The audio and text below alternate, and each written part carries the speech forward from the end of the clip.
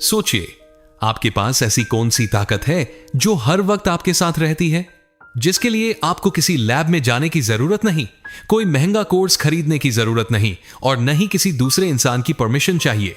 वह ताकत कहीं बाहर नहीं बल्कि आपके अपने दिमाग के अंदर मौजूद है।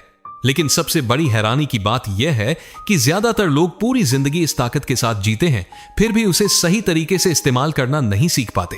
सुबह आंख खुलते ही हमारा दिमाग हमसे बातें करना शुरू कर देता है। कभी वह याद दिलाता है कि आज बहुत सारा काम करना है, कभी कहता है शायद मैं ये नहीं कर पाऊंगा, कभी किसी पुरानी घटना को सामने ले आता है और कभी आने वाले कल का डर दिखाने लगता है।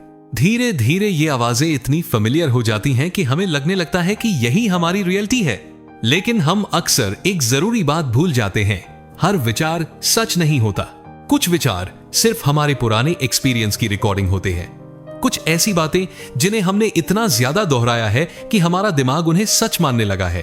अब जरा सोचिए, अगर आपके दिमाग में रोज एक ही मैसेज बार बार चलता रहे, मैं अनलकी हूं, मेरे लिए पैसा कमाना मुश्किल है, लोग मुझे पसंद नहीं करते, मैं सक्सेसफुल नहीं हो सकता, तो क्या होगा? हो सकता है आपकी दुनिया उसी समय न बदले, लेकिन आपके डिसीजंस धीरे धीरे बदलने लगेंगे। आप कम अपॉर्चुनिटीज देख पाएंगे, रिस्क लेने से ज्यादा डरेंगे, किसी काम में मुश्किल आते ही जल्दी हार मान सकते हैं और आखिर में शायद खुद से यही कहेंगे, देखा मैं सही था, मेरे साथ हमेशा ऐसा ही होता है। यहीं से डॉक्टर जोसेफ मर्फी की किताब the power of your subconscious mind एक बहुत इंटरेस्टिंग सवाल हमारे सामने रखती है। क्या आपकी जिंदगी में कुछ पैटर्न बार बार इसीलिए वापस आ रहे हैं क्योंकि दुनिया सच में आपके खिलाफ है, या फिर इसीलिए क्योंकि आपके अंदर कुछ पुराने मेंटल पैटर्न लगातार वही कहानी दोहरा रहे हैं? आज हम इस किताब की पूरी जर्नी को समझेंगे, लेकिन इसे सिर्फ एक बुक समरी की तरह मत सुनिए। इसे अपने ही माइंड को ऑब्जर्व करने वाला एक एक्सपेरिमेंट समझिए, क्योंकि हो सकता है इस सफर के दौरान आपको अपनी जिंदगी की कुछ ऐसी चीजें दिखाई देने लगें जिन्हें आपने पहले कभी इस नजर से देखा ही ना हो। चैप्टर 1, खजाना आपके भीतर है। हम में से ज्यादातर लोग खुशी और सक्सेस को बाहर खोजते हैं। हमें लगता है कि जब हमारी सैलरी बढ़ जाएगी तब हमें सुकून मिलेगा, जब बिजनेस अच्छा चलने लगेगा तब कॉन्फिडेंस आएगा, जब लोग हमें अप्रिशिएट करेंगे तब हम खुद को वैल्यूएबल समझेंगे, और जब कोई हमें प्यार करेगा तब हमें महसूस होगा कि हम भी वर्दी हैं। लेकिन किताब का पहला बड़ा विचार हमें इससे बिल्कुल अलग दिशा में ले जाता है। मर्फी के अनुसार इंसान के अंदर एक ऐसी मेंटल दुनिया मौजूद है जिसकी क्षमता को हम अक्सर बहुत कम आंकते हैं। वह इसे सबकॉन्शियस माइंड के रूप में समझाते हैं। यह हमारे दिमाग का वह हिस्सा है जो हमारे कॉन्शियस अटेंशन के पीछे लगातार काम करता रहता है। हमारी कई आदतें, हमारे रिएक्शंस, हमारी एक्सपेक्टेशंस और हमारे कई ऑटोमेटिक रिस्पांस इसी डीपर मेंटल कंडीशनिंग से प्रभावित हो सकते हैं। इसे एक आसान उदाहरण से समझिए। अगर किसी बच्चे को बचपन से बार बार यह कहा जाए कि तुम कुछ नहीं कर सकते, तो जरूरी नहीं कि बड़ा होने के बाद वह हर वक्त कॉन्शियसली यही बात दोहराए, लेकिन उसके अंदर कहीं गहराई में यह बिलीफ बैठ सकता है कि कोशिश करने से पहले ही हार मान लेना ज्यादा सुरक्षित है। वहीं दूसरी तरफ अगर किसी इंसान को लगातार यह एक्सपीरियंस मिले कि मिस्टेक्स करना सीखने का एक हिस्सा है, तो फेलियर सामने आने पर उसका रिएक्शन बिल्कुल अलग हो सकता है। यही इस चैप्टर की सबसे खूबसूरत बात है। आपके अंदर सिर्फ प्रॉब्लम्स नहीं है, आपके अंदर पॉसिबिलिटीज भी हैं। सवाल सिर्फ यह नहीं है कि आपके अंदर क्या मौजूद है, असल सवाल यह है कि आप इतने सालों से अपने माइंड के अंदर क्या भरते आ रहे हैं। क्या आप अपने माइंड को लगातार क्रिटिसिज्म से भर रहे हैं, या पॉसिबिलिटी से, डर से या क्यूरियोसिटी से, हेल्पलेसनेस से या रिस्पॉन्सिबिलिटी से? शायद पर्सनल ग्रोथ की शुरुआत हमेशा कोई नई चीज हासिल करने से नहीं होती। कई बार इसकी शुरुआत सिर्फ इस बात को पहचानने से होती है कि हमारे अंदर पहले से क्या मौजूद है। चैप्टर 2, आपका सबकॉन्शियस आपकी जिंदगी को कैसे प्रभावित कर सकता है। मान लीजिए कोई इंसान रोज मिरर में खुद को देखकर कहता है मैं कॉन्फिडेंट हूं, लेकिन जैसे ही उसके सामने कोई इंपॉर्टेंट मीटिंग आती है, उसके अंदर से एक दूसरी आवाज उठती है, अगर मैंने कुछ गलत बोल दिया तो? अब सवाल यह है कि उसकी जिंदगी पर ज्यादा असर किस चीज का पड़ेगा, एक बार बोले गए अफर्मेशन का, या फिर सालों से बने हुए इमोशनल पैटर्न का? किताब हमें समझाती है कि मेंटल चेंज किसी मैजिक बटन को दबाने जैसा नहीं होता। किसी नए विचार को बार बार सोचना, उसे इमोशनल मीनिंग देना और फिर उसी के अनुसार अपना बिहेवियर बदलना, इन सब के जरिए धीरे धीरे हमारे मेंटल पैटर्न बदल सकते हैं। इसी वजह से सिर्फ पॉजिटिव वर्ड्स बोलना ही काफी नहीं है। अगर आप कहते हैं मैं सक्सेसफुल हूं, लेकिन हर अपॉर्चुनिटी आने पर खुद को पीछे खींच लेते हैं, तो आपके एक्शंस आपकी डीपर बिलीफ को शब्दों से कहीं ज्यादा साफ तरीके से दिखा रहे हैं। इसलिए अपने माइंड के साथ काम करने का एक बेहद पावरफुल तरीका है अवेयरनेस। सबसे पहले यह देखना जरूरी है कि आपके दिमाग में क्या चल रहा है, कौन से विचार बार बार लौट रहे हैं, कौन से डर आपके डिसीजंस को प्रभावित कर रहे हैं और कौन से पुराने मेंटल पैटर्न आज भी आपके बिहेवियर को कंट्रोल कर रहे हैं। अगली बार जब आपके दिमाग में कोई नेगेटिव थॉट आए तो उसे तुरंत सच मान लेने की जरूरत नहीं है। एक पल के लिए रुकिए और खुद से पूछिए, क्या यह सच में कोई फैक्ट है या फिर मेरे दिमाग में सालों से चली आ रही पुरानी प्रोग्रामिंग है। हो सकता है आपने किसी बिलीफ को सिर्फ इसलिए सच मान लिया हो क्योंकि आपने कभी उसे सवालों के सामने रखा ही नहीं, और जिस दिन आप अपने थॉट्स को सिर्फ महसूस करने के बजाय उन्हें ऑब्जर्व करना शुरू कर देते हैं, उसी दिन आप उनसे थोड़ा अलग खड़े होना सीखने लगते हैं। यही पहला बदलाव है। चैप्टर 3 सबकॉन्शियस की हिडन पावर। जरा अपने शरीर को नोटिस कीजिए। आपको अपने दिल की हर धड़कन को कंट्रोल करने के लिए हर बार उसके बारे में सोचना नहीं पड़ता। आपको हर सांस लेने के लिए अपने दिमाग को कोई कॉन्शियस इंस्ट्रक्शन नहीं देना पड़ता। हमारे शरीर के अंदर अनगिनत प्रोसेसेस ऐसे हैं जो बिना हमारी लगातार कोशिश के अपने आप चलते रहते हैं। किताब इसी ऑब्जर्वेशन के जरिए सबकॉन्शियस माइंड की पावर को समझाने की कोशिश करती है। हमारी रोजमर्रा की जिंदगी में भी कई रिस्पांस धीरे धीरे ऑटोमेटिक हो जाते हैं। किसी खास इंसान का फोन आते ही एंजाइटी महसूस होना, किसी की क्रिटिसिज्म सुनते ही तुरंत डिफेंसिव हो जाना, कोई अच्छी अपॉर्चुनिटी सामने आते ही मन में ख्याल आना कि यह मेरे बस की बात नहीं है, और कभी किसी फेलियर के बाद इतना निराश हो जाना कि दोबारा पूरी कोशिश करने का मन ही ना करे। कई बार हमें लगता है कि हमने अभी अभी कोई डिसीजन लिया है, लेकिन असल में हमारे पुराने एक्सपीरियंसेस उससे पहले ही हमारे रिएक्शन को शेप कर चुके होते हैं। यही बात सबकॉन्शियस माइंड को समझना इतना इंटरेस्टिंग बना देती है। आपको हर दिन अपने पुराने पैटर्न से लड़ने की जरूरत नहीं है। सबसे पहले उन्हें पहचानना जरूरी है। ध्यान दीजिए, किस सिचुएशन में आप बार बार वही रिएक्शन देते हैं, किस तरह के लोगों के सामने आपको खुद के अंदर कमी महसूस होने लगती है, किस तरह की अपॉर्चुनिटी सामने आते ही आपके अंदर डर पैदा हो जाता है, और किन मौकों पर आप बार बार यही कहते हैं मेरे साथ हमेशा ऐसा ही होता है। ये सेंटेंसेस सुनने में बहुत छोटे और सामान्य लग सकते हैं, लेकिन इनके पीछे गहरे बिलीफ छिपे हो सकते हैं। और अगर कोई बिलीफ बार बार आपके बिहेवियर को इन्फ्लुएंस कर रहा है तो उस बिलीफ को बदलना आपकी जिंदगी में एक बड़ा फर्क ला सकता है। चैप्टर 4 इंसान ने हमेशा माइंड की पावर पर विश्वास क्यों किया। मर्फी पुराने समय की हीलिंग ट्रेडिशंस और स्पिरिचुअल प्रैक्टिसेस का भी जिक्र करते हैं। अलग अलग सिविलाइजेशंस ने माइंड, फेथ, प्रेयर और हीलिंग को अपने अपने तरीके से समझने की कोशिश की है, लेकिन आज हमारे पास मॉडर्न मेडिसिन और साइंटिफिक ट्रीटमेंट मौजूद हैं। इसलिए किसी बीमारी के इलाज को सिर्फ मेंटल बिलीफ के भरोसे छोड़ देना सही नहीं होगा। फिर भी एक बात को नजरअंदाज नहीं किया जा सकता। इंसान बहुत लंबे समय से यह ऑब्जर्व करता आया है कि हमारी बिलीफ और एक्सपेक्टेशंस हमारे एक्सपीरियंस को किसी न किसी तरह प्रभावित कर सकते हैं। इस चैप्टर को आज के समय में सबसे बैलेंस्ड तरीके से समझने का तरीका यही है कि माइंड कोई मैजिक वर्ड नहीं है, लेकिन अपने माइंड को पूरी तरह इग्नोर करना भी समझदारी नहीं है। आपका माइंडसेट आपके एक्शंस को प्रभावित करता है। आपके एक्शंस धीरे धीरे आपकी हैबिट्स बनाते हैं और आपकी हैबिट्स आपके रिजल्ट्स पर असर डाल सकती हैं। इसलिए आपके अंदर की दुनिया और बाहर की दुनिया के बीच एक कनेक्शन जरूर मौजूद है। चैप्टर 5 मॉडर्न वर्ल्ड में मेंटल हीलिंग का मतलब क्या है। अब यहां एक बहुत जरूरी सवाल सामने आता है। अगर हमारे थॉट्स इतने इंपॉर्टेंट हैं, तो क्या सिर्फ अपने थॉट्स बदल लेने से जिंदगी की हर प्रॉब्लम ठीक की जा सकती है? नहीं, और इस फर्क को समझना बेहद जरूरी है। मेंटल स्ट्रेंथ का मतलब यह नहीं है कि आपको जिंदगी में कभी बीमारी नहीं होगी। इसका मतलब यह भी नहीं कि आपको कभी फेलियर नहीं मिलेगा या आपके जीवन में कोई ट्रेजेडी नहीं आएगी। जिंदगी में कुछ ऐसी चीजें होती हैं जिन्हें सिर्फ पॉजिटिव थिंकिंग के दम पर कंट्रोल नहीं किया जा सकता, लेकिन एक चीज ऐसी है जिस पर आपका असर जरूर हो सकता है आपका रिस्पांस।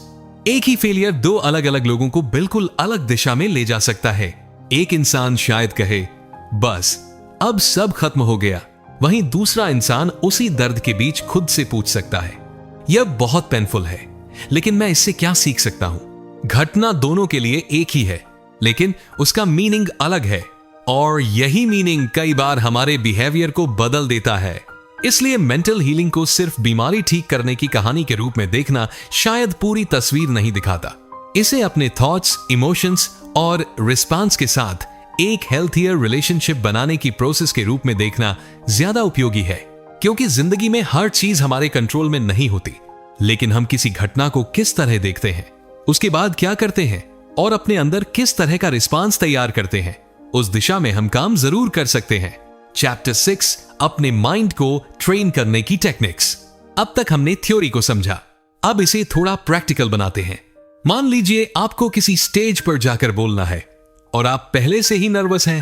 अगर आप हर दिन सिर्फ यही सोचते रहेंगे कि मुझे फेल नहीं होना है, तो आपका अटेंशन लगातार फेलियर पर ही टिका रहेगा।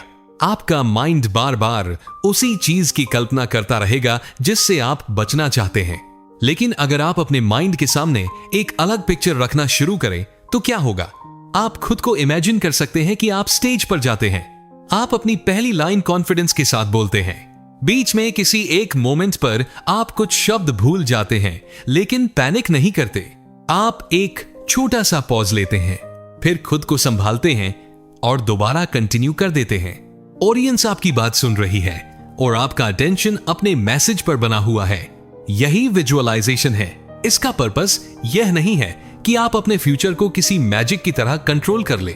इसका असली पर्पस अपने माइंड को उस बिहेवियर की मेंटल रिहर्सल देना है जिसे आप असल जिंदगी में करना चाहते हैं। और इसके बाद आता है सेल्फ टॉक। लेकिन यहां भी सबसे जरूरी चीज है ऑनेस्टी। अगर आपका माइंड अभी यह मानने के लिए तैयार नहीं है कि मैं बिल्कुल फियरलेस हूं, तो खुद पर उस बात को जबरदस्ती थोपने की जरूरत नहीं है। इसके बजाय आप खुद से कह सकते हैं, मैं हर दिन थोड़ा और कॉन्फिडेंट बन रहा हूं। यह बात आपके माइंड को ज्यादा बिलीवेबल लग सकती है, लेकिन सिर्फ इसे बोलकर रुक जाना काफी नहीं है। इसे अपने एक्शन से भी सपोर्ट करना जरूरी है। एक छोटा सा कन्वर्सेशन कीजिए, एक छोटा प्रेजेंटेशन दीजिए, कोई ऐसा छोटा डिसीजन लीजिए जो आपको थोड़ा अनकंफर्टेबल महसूस कराता हो। हर बार जब आप ऐसा करते हैं तो आपके माइंड को एक नया एक्सपीरियंस मिलता है, और हर नई रेपिटेशन आपके अंदर एक नए पैटर्न को मजबूत करने में मदद कर सकती है। चैप्टर 7, आपका माइंड नेचुरली किस दिशा में जाता है। किताब सबकॉन्शियस माइंड को एक ऐसे सिस्टम की तरह देखती है जो हमारे जीवन की दिशा में काम करता रहता है। लेकिन कई बार हमारे पुराने बिलीव्स ही ऐसे हो जाते हैं जो हमें आगे बढ़ाने के बजाय पीछे खींचते हुए नजर आते हैं। मान लीजिए किसी इंसान को एक बार बिजनेस में बड़ा नुकसान हो गया। उसने उस एक एक्सपीरियंस से एक कंक्लूजन निकाल लिया, बिजनेस मेरे लिए नहीं है। अब अगले कई सालों तक जब भी उसके सामने कोई नई बिजनेस अपॉर्चुनिटी आएगी, उसका माइंड शायद सबसे पहले रिस्क देखेगा और पॉसिबिलिटी को बाद में। यहीं से एक घटना के आधार पर अपनी आइडेंटिटी बनाने का खतरा शुरू होता है। आपके साथ कुछ हुआ है, लेकिन वह घटना आपकी पूरी पहचान नहीं है। आप एक बार फेल हुए हैं, इसका मतलब यह नहीं कि आप खुद एक फेलियर हैं। आपको किसी ने रिजेक्ट किया, इसका मतलब यह नहीं कि आप रिजेक्शन के लायक इंसान हैं। आपका कोई रिलेशनशिप खत्म हो गया, इसका मतलब यह नहीं कि आप प्यार के लायक नहीं हैं। कभी कभी हीलिंग की शुरुआत इसी छोटे लेकिन पावरफुल फर्क को समझने से होती है। हमें अपने इवेंट और अपनी आइडेंटिटी के बीच एक साफ बाउंड्री बनानी पड़ती है। जो हुआ वह आपकी जिंदगी का एक हिस्सा हो सकता है, लेकिन वह आपकी पूरी पहचान नहीं है। चैप्टर 8, जो चाहिए उसे पाने की दिशा कैसे बनाएं। अगर आपको यह तक पता नहीं है कि आपकी डेस्टिनेशन क्या है, तो आपका माइंड आखिर किस दिशा में आगे बढ़ेगा। इसीलिए गोल की क्लैरिटी इतनी जरूरी है। मुझे सक्सेसफुल बनना है। सुनने में यह लाइन अच्छी लगती है, लेकिन असली सवाल है, आपके लिए सक्सेस का मतलब क्या है? किसी इंसान के लिए सक्सेस का मतलब फाइनेंशियल फ्रीडम हो सकता है, किसी दूसरे के लिए क्रिएटिव फ्रीडम, किसी के लिए अपने परिवार के साथ ज्यादा समय बिताना, और किसी के लिए अपना खुद का बिजनेस खड़ा करना। जब आपका गोल क्लियर होता है तो आपका माइंड उससे जुड़ी रिलेवेंट इंफॉर्मेशन को ज्यादा आसानी से नोटिस करने लगता है। मान लीजिए आपने किसी खास कार को खरीदने का सोच लिया। अचानक आपको सड़क पर वही कार हर जगह दिखाई देने लगती है। ऐसा नहीं है कि वह कार अचानक दुनिया में ज्यादा हो गई, असल में बदला आपका अटेंशन है। गोल्स के साथ भी कुछ ऐसा ही हो सकता है। जब आपको साफ पता होता है कि आपको किस दिशा में जाना है, तो अपॉर्चुनिटीज, जरूरी स्किल्स और आपके नेक्स्ट स्टेप्स ज्यादा क्लियर दिखाई देने लग सकते हैं। लेकिन यहां एक बात हमेशा याद रखनी चाहिए, विजुअलाइजेशन अगर एक्शन से जुड़ा नहीं है तो वह सिर्फ एक सपना बनकर रह सकता है। वहीं विजुअलाइजेशन के साथ एक्शन जुड़ जाए तो वही चीज एक स्ट्रेटजी का हिस्सा बन सकती है। चैप्टर 9 मनी के बारे में आपके सबकॉन्शियस बिलीव्स। अब बात उस चीज की जिसके बारे में लगभग हर इंसान के माइंड में कोई ना कोई बिलीफ जरूर मौजूद होता है, पैसा। कुछ लोगों के लिए पैसा फ्रीडम का नाम है, कुछ के लिए स्ट्रेस, कुछ लोगों के लिए पैसा स्टेटस है, तो कुछ के लिए गिल्ट से जुड़ी हुई चीज। और कई लोगों ने बचपन से कुछ ऐसी बातें सुनी होती हैं जो धीरे धीरे उनके बिलीफ का हिस्सा बन जाती हैं। जैसे पैसा कमाना बहुत मुश्किल है, अमीर लोग अच्छे इंसान नहीं होते, या फिर हमारे जैसे लोगों के पास इतना पैसा कभी नहीं हो सकता। ऐसे बिलीव्स आगे चलकर आपके फाइनेंशियल डिसीजंस को इन्फ्लुएंस कर सकते हैं। अगर आपको अंदर से लगता है कि पैसा कभी भी खत्म हो सकता है, तो हो सकता है कि आप अपने कई फाइनेंशियल डिसीजंस डर के आधार पर लेने लगे। अगर आपका बिलीफ है कि पैसा सिर्फ लक से मिलता है, तो शायद आप स्किल डेवलपमेंट पर उतना फोकस न करें। इसीलिए वेल्थ की शुरुआत हमेशा बैंक बैलेंस से नहीं होती। कई बार इसकी शुरुआत आपके माइंड में मनी को लेकर बनी हुई कहानी को बदलने से होती है। लेकिन इसका मतलब यह बिल्कुल नहीं है कि सिर्फ अफर्मेशन बोलने से पैसा अपने आप पैदा हो जाएगा। उसके लिए आपको स्किल्स चाहिए, वैल्यू क्रिएट करनी होगी, डिसिप्लिन चाहिए, रिस्क मैनेजमेंट समझना होगा और सबसे जरूरी इंटेलिजेंट एक्शन लेना होगा। माइंडसेट आपको रास्ता दिखा सकता है, लेकिन उस रास्ते पर चलना आपको खुद पड़ेगा। चैप्टर 10, क्या आपने खुद को रिच बनने की परमिशन दी है? यह सवाल थोड़ा अनकंफर्टेबल हो सकता है, लेकिन शायद इसी वजह से इसे खुद से पूछना जरूरी है। मान लीजिए कल आपके बैंक अकाउंट में आपकी उम्मीद से 10 गुना ज्यादा पैसा आ जाए, तो क्या आप उस पैसे को बिना किसी गिल्ट के स्वीकार कर पाएंगे? कुछ लोग सक्सेस चाहते हैं, लेकिन जब वही सक्सेस उनके सामने आती है तो उसके साथ आने वाली रिस्पॉन्सिबिलिटीज उन्हें डराने लगती हैं। कुछ लोग पैसा चाहते हैं, लेकिन उनके अंदर यह बिलीफ होता है कि पैसा इंसान को बदल देता है। और कुछ लोग अपनी जिंदगी बदलना चाहते हैं, लेकिन खुद को बदलने के लिए तैयार नहीं होते। यहीं से एक इंटरनल कॉन्फ्लिक्ट पैदा हो सकता है। इसलिए खुद से एक ईमानदार सवाल पूछिए, अगर मैं बहुत ज्यादा सक्सेसफुल हो गया तो मुझे किस चीज से डर लगेगा? शायद आपको लोगों की ओपिनियंस का डर हो, शायद इस बात का डर हो कि अगर फेलियर के बाद आप फिर से नीचे आ गए तो क्या होगा। शायद आपको बड़ी रिस्पॉन्सिबिलिटी लेने से डर लगता हो, या फिर यह डर हो कि आपके पुराने दोस्त आपको पहले जैसा नहीं समझेंगे। इन हिडन फियर्स को पहचानना फाइनेंशियल ग्रोथ जितना ही जरूरी हो सकता है, क्योंकि कई बार प्रॉब्लम यह नहीं होती कि हम सक्सेस चाहते ही नहीं। असल प्रॉब्लम यह होती है कि सक्सेस के साथ जो नई आइडेंटिटी आती है, उसके साथ हम खुद को कंफर्टेबल महसूस नहीं कर पाते। चैप्टर 11, अपने सबकॉन्शियस को सक्सेस का पार्टनर बनाइए। सक्सेसफुल लोगों में एक कॉमन मेंटल हैबिट देखने को मिलती है।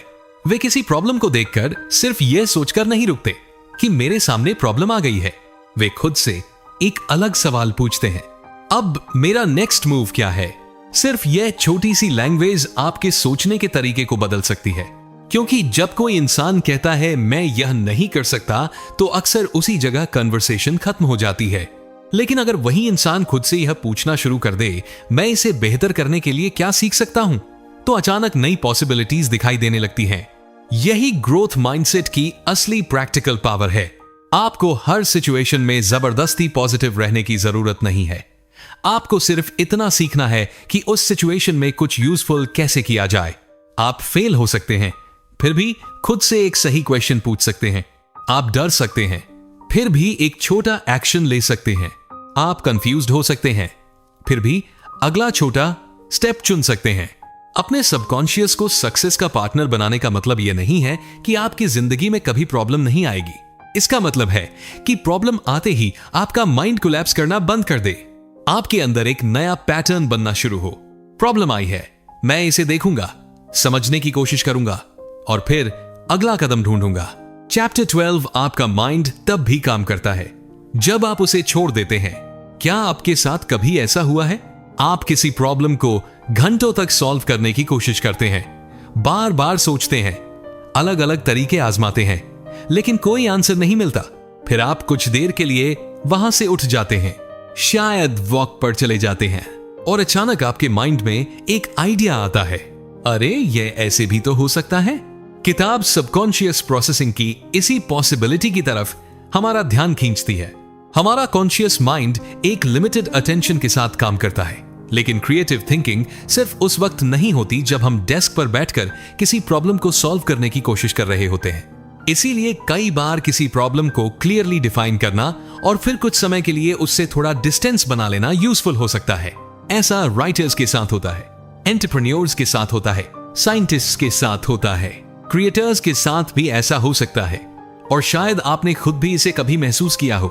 जब आप किसी आइडिया को जबरदस्ती निकालने की कोशिश करना बंद कर देते हैं तो कभी कभी आपका माइंड उसी चीज को एक बिल्कुल अलग एंगल से देखने लगता है। इसलिए हर वक्त ओवरथिंक करते रहना प्रोडक्टिविटी नहीं है। कई बार रेस्ट लेना भी थिंकिंग प्रोसेस का हिस्सा होता है। चैप्टर 13 स्लीप से पहले आपका आखिरी थॉट क्यों इंपॉर्टेंट हो सकता है। रात को जब हम बेड पर जाते हैं तो कई बार हमारा माइंड आराम करने के बजाय और ज्यादा एक्टिव हो जाता है। पूरे दिन में हुई बातें, कल की चिंता, पुरानी कन्वर्सेशन, अधूरे काम, और इन सब के बीच हम उसी मेंटल नॉइज को लेकर सो जाते हैं। किताब स्लीप को सबकॉन्शियस प्रोसेसिंग से जोड़ती है और यह आइडिया देती है कि सोने से पहले अपने माइंड को एक कंस्ट्रक्टिव डायरेक्शन देना यूजफुल हो सकता है। आप इसे एक सिंपल एक्सपेरिमेंट की तरह ट्राई कर सकते हैं। सोने से पहले खुद से पूछिए, आज मैंने क्या अच्छा किया। फिर सोचिए, कल मेरी सबसे इंपॉर्टेंट प्रायोरिटी क्या है, और उसके बाद खुद से कहिए, मैं इस प्रॉब्लम को शांति से अप्रोच करूंगा। यह कोई सुपरनैचुरल फार्मूला नहीं है, लेकिन बेड टाइम पर आने वाले थॉट्स आपके इमोशनल स्टेट को इन्फ्लुएंस कर सकते हैं, और कई बार अगले दिन की शुरुआत का माइंडसेट पिछली रात को ही बनना शुरू हो जाता है। चैप्टर 14 रिलेशनशिप्स में सबकॉन्शियस की भूमिका। रिलेशनशिप में आने वाली प्रॉब्लम कई बार उस असली घटना से कहीं बड़ी हो जाती है जो वास्तव में हुई थी। किसी ने आपके मैसेज का रिप्लाई देर से किया, घटना बस इतनी थी, लेकिन आपके माइंड ने तुरंत उसका एक मीनिंग बना लिया, उसे मेरी परवाह नहीं है। किसी ने आपकी बात से डिसएग्री कर दिया, लेकिन आपने उससे एक बड़ा कंक्लूजन निकाल लिया, वह हमेशा मेरे खिलाफ है। यानी घटना छोटी हो सकती है, लेकिन हमारे पुराने बिलीव्स उसे बहुत बड़ा बना सकते हैं।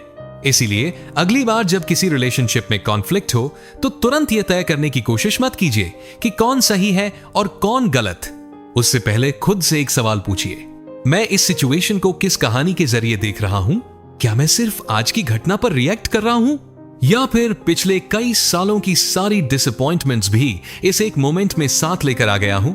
यह सवाल हर आर्गुमेंट को खत्म नहीं कर देगा, लेकिन यह आपके रिएक्शन और आपके रिस्पांस के बीच एक छोटा सा स्पेस जरूर बना सकता है।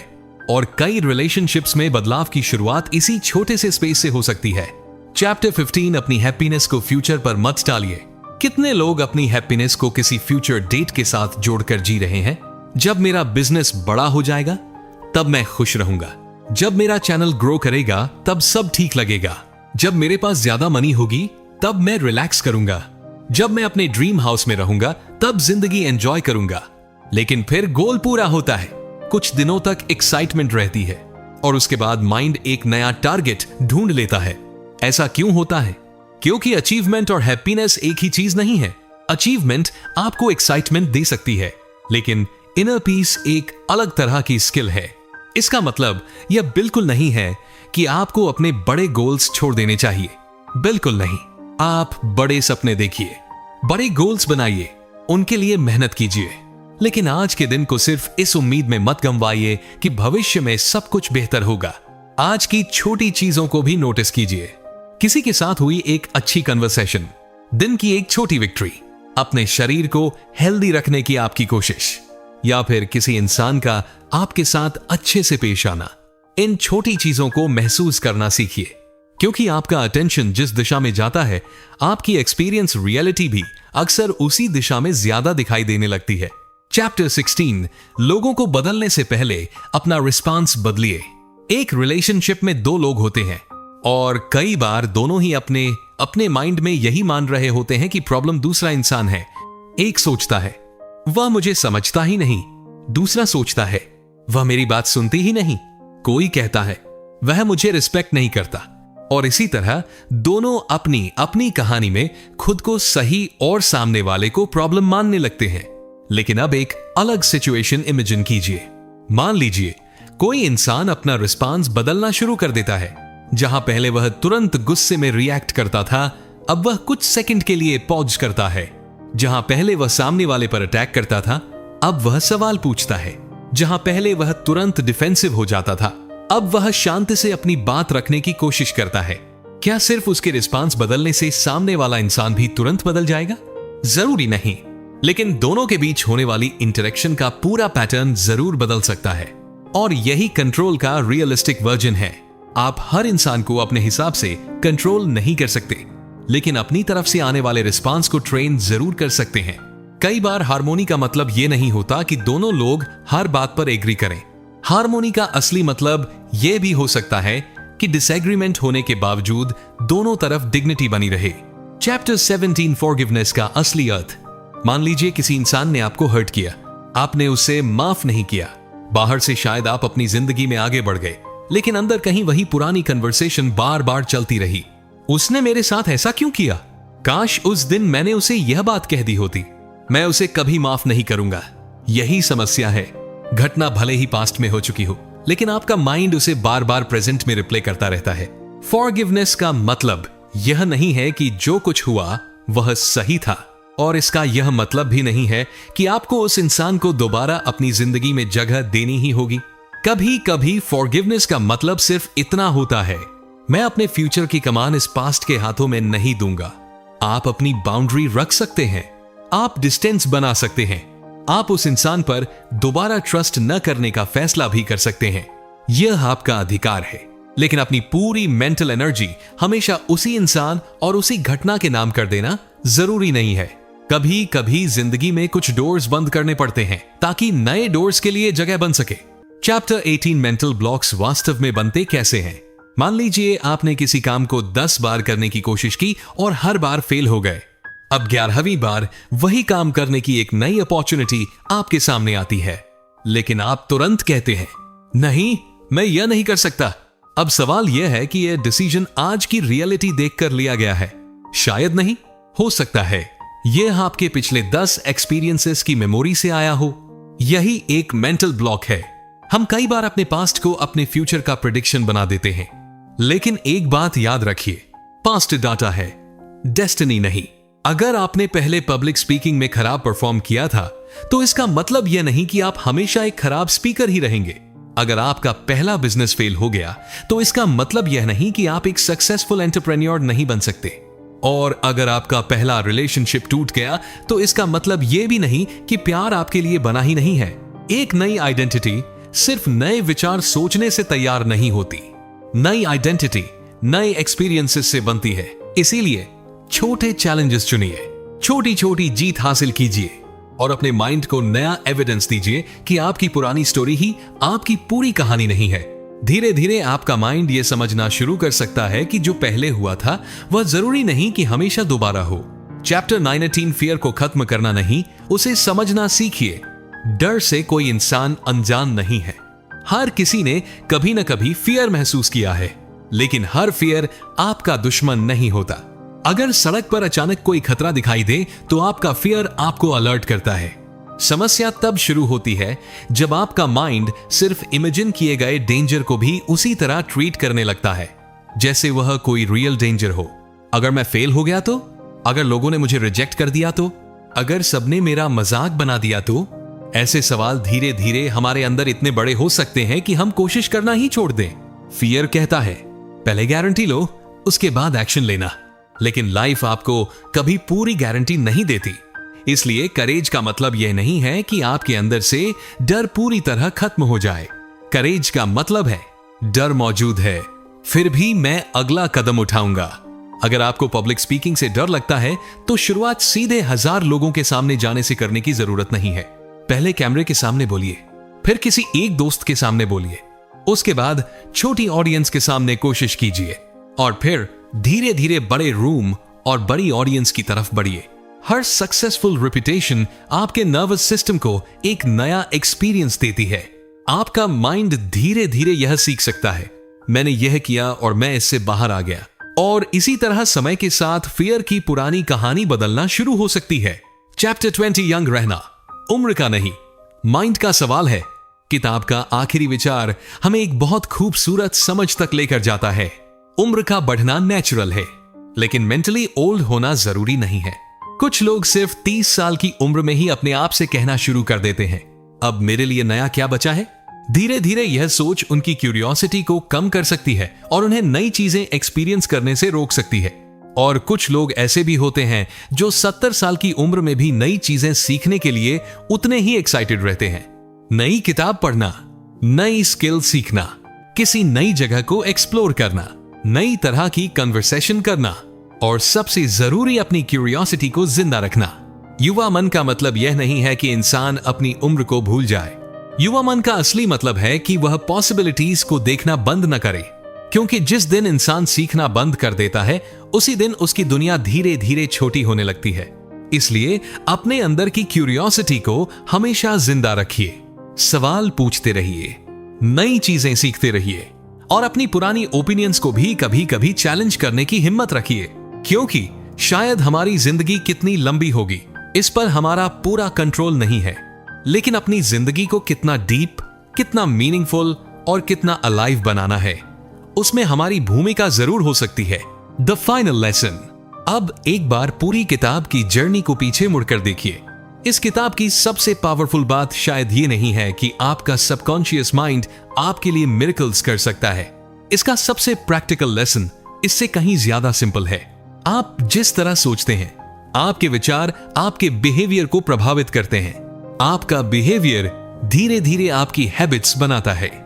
आपकी हैबिट्स आपकी चॉइसेस को शेप करती हैं और आपकी चॉइसेस आपकी जिंदगी की डायरेक्शन को प्रभावित करती हैं। लेकिन इसका यह मतलब बिल्कुल नहीं है कि दुनिया में सिर्फ आपके थॉट्स ही हर चीज को तय करते हैं। ऐसा नहीं है।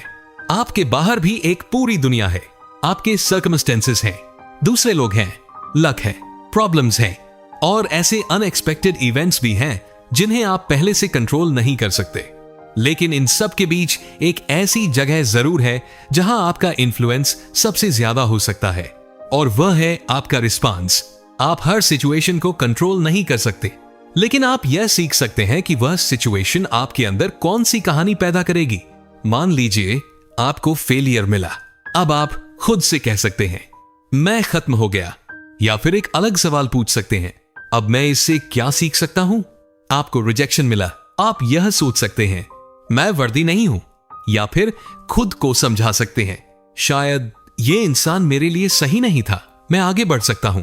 आपको पैसा कमाने में स्ट्रगल हो रही है, आप यह मान सकते हैं मेरे लिए पैसा है ही नहीं, या फिर पूछ सकते हैं मुझे कौन सी स्किल डेवलप करनी है ताकि मैं बेहतर कर सकूं। आप डर रहे हैं, अब आपके सामने दो रास्ते हैं, या तो डर की वजह से रुक जाइए या फिर डर को अपने साथ लेकर एक छोटा सा कदम आगे बढ़ाइए। यही वह जगह है जहां सबकॉन्शियस माइंड की पूरी चर्चा असल जिंदगी में प्रैक्टिकल बन जाती है, क्योंकि आपकी जिंदगी बदलने वाला सबसे बड़ा थॉट हमेशा कोई बहुत एक्स्ट्राऑर्डिनरी सेंटेंस नहीं होता। कभी कभी वह सिर्फ इतना साधारण होता है, मैं अपनी पुरानी कहानी को दोहराना बंद कर सकता हूं। 5 मिनट डेली रीसेट। और अगर आप इस पूरी किताब से सिर्फ एक छोटा सा डेली एक्सपेरिमेंट अपने साथ लेकर जाना चाहते हैं तो आज रात इसे करके देखिए। सोने से पहले अपना फोन एक तरफ रख दीजिए, कुछ मिनट शांति से बैठिए, अपने पूरे दिन को याद कीजिए, फिर खुद से पूछिए आज मैंने क्या महसूस किया, आज मेरे माइंड में कौन से थॉट्स बार बार आए, कहां मैंने अपने पुराने पैटर्न के हिसाब से रिएक्ट किया। और फिर खुद से पूछिए अगर कल वही सिचुएशन दोबारा आए तो मैं अपना रिस्पांस थोड़ा बेहतर कैसे कर सकता हूं। लेकिन उसे जबरदस्ती कोई फेक पॉजिटिव लाइन देकर दबाने की कोशिश मत कीजिए। उसके सामने बस एक ऐसा अल्टरनेटिव रखिए जो रियलिस्टिक हो और जिसे आपका माइंड सच में एक्सेप्ट कर सके। जैसे मैं हमेशा फेल होता हूं की जगह कहिए मैं अभी सीख रहा हूं। मैं लोगों के सामने बोल ही नहीं सकता की जगह कहिए प्रैक्टिस के साथ मैं बेहतर हो सकता हूं। मेरे लिए कुछ भी नहीं बदल सकता की जगह कहिए मैं आज एक छोटा कदम बदल सकता हूं। और सिर्फ थॉट बदलकर रुक मत जाइए। उस नए थॉट को अगले दिन के किसी छोटे एक्शन के साथ जोड़ दीजिए, क्योंकि आपका माइंड सिर्फ शब्दों से नहीं सीखता, वह आपके एक्सपीरियंसेस से भी सीखता है। आप जितनी बार किसी नए विचार को छोटे छोटे एक्शंस के जरिए एक्सपीरियंस करते हैं, उतना ही आपका माइंड उस नई कहानी को समझना शुरू कर सकता है। एंडिंग। और शायद आज रात जब आप सोने जाएं, तो अपने साथ सिर्फ एक सवाल लेकर सोइए।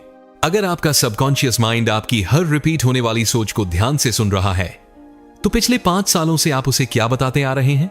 क्या आप उसे लगातार यह सिखाते रहे हैं कि मैं कमजोर हूं, मैं अनलकी हूं, मेरे लिए अपॉर्चुनिटीज नहीं है, दूसरे लोग हमेशा मुझसे बेहतर हैं? या फिर अब आप अपने माइंड को कुछ और सिखाना शुरू कर सकते हैं। मैं सीख सकता हूं, मैं बदल सकता हूं, मैं दोबारा शुरुआत कर सकता हूं, मैं डर के बावजूद आगे बढ़ सकता हूं, मैं अपनी गलतियों से कहीं बड़ा हूं, और सबसे जरूरी, मेरा पास्ट मेरे फ्यूचर का फाइनल डिसीजन नहीं है। एक बात हमेशा याद रखिए, आपका माइंड कोई ऐसी मशीन नहीं है जिसे एक रात में रिप्रोग्राम कर दिया जाए। यह सालों से बने हुए पैटर्न्स की एक कॉम्प्लेक्स दुनिया है। इसलिए अगर चेंज धीरे धीरे हो रहा है तो खुद से नाराज मत होइए। खुद को दोष देने के बजाय प्रोसेस को समझिए। एक नया थॉट, एक नया डिसीजन, एक नया एक्शन, एक नया एक्सपीरियंस, और फिर वही प्रोसेस दोबारा। यही छोटी छोटी रेपिटेशंस धीरे धीरे आपकी आइडेंटिटी को बदल सकती हैं।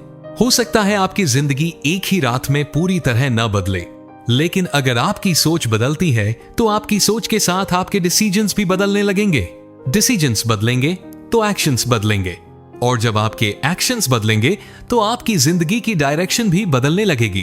फिर शायद कुछ महीनों या कुछ सालों बाद जब आप पीछे मुड़कर अपनी जिंदगी को देखेंगे तो आपको समझ आएगा, मेरी जिंदगी उस दिन बदलनी शुरू हुई थी जिस दिन मैंने अपनी दुनिया बदलने से पहले अपने माइंड को समझना शुरू किया था। और शायद यही इस पूरी किताब का सबसे बड़ा मैसेज है, योर माइंड इज लिसनिंग। सवाल सिर्फ इतना है, आप उसे क्या सिखा रहे हैं? अगर आपको ऐसी ही पावरफुल और लाइफ चेंजिंग किताबों की कहानियां और उनके आइडियाज आसान हिंदी में समझना पसंद है तो बुक समरी हिंदी को अभी सब्सक्राइब कर लीजिए और बेल आइकॉन जरूर दबाइए, ताकि अगली किताब की जर्नी आपसे मिस ना हो। और अगर इस पूरी किताब में आपको कोई एक आइडिया सबसे ज्यादा पावरफुल लगा तो नीचे कमेंट करके जरूर बताइए। आप अपने सबकॉन्शियस माइंड की कौन सी पुरानी सोच को बदलना चाहते हैं? हो सकता है आपका एक छोटा सा कमेंट किसी दूसरे व्यूअर को भी अपने बारे में सोचने का एक नया नजरिया दे दे। और अगर इस वीडियो से आपको सच में वैल्यू मिली है तो इसे लाइक कीजिए और उस दोस्त या फैमिली मेंबर के साथ शेयर कीजिए जिसे आप सच में आगे बढ़ते और ग्रो करते हुए देखना चाहते हैं।